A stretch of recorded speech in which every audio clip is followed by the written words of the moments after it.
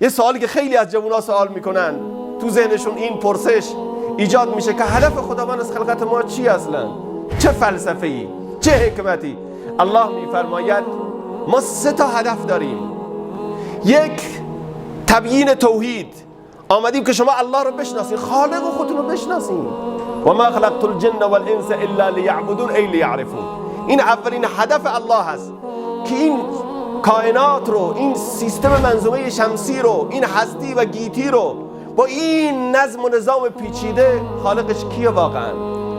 ان اعبد الله، اولین اینه، ما لکم من اله غیره، هیچ کسی دیگه در این دنیا خالق نیست. 2، هو انشأکم من الارض و استعمرکم فیها، الله شما را خلیفه خودش روی زمین قرار داد که زمین رو آباد کنید، زمین رو عمران کنید، با آبادانی زمین برسید، حتی دنیا رو آباد کنید، کرات رو کشف کنید، قاره ها رو بپیمایید.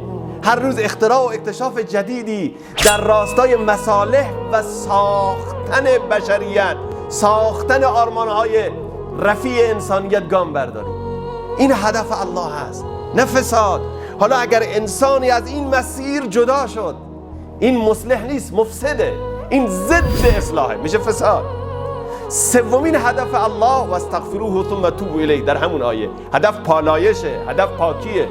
یعنی هدف الله، فلسفه آفرینش ما این 3 تاست.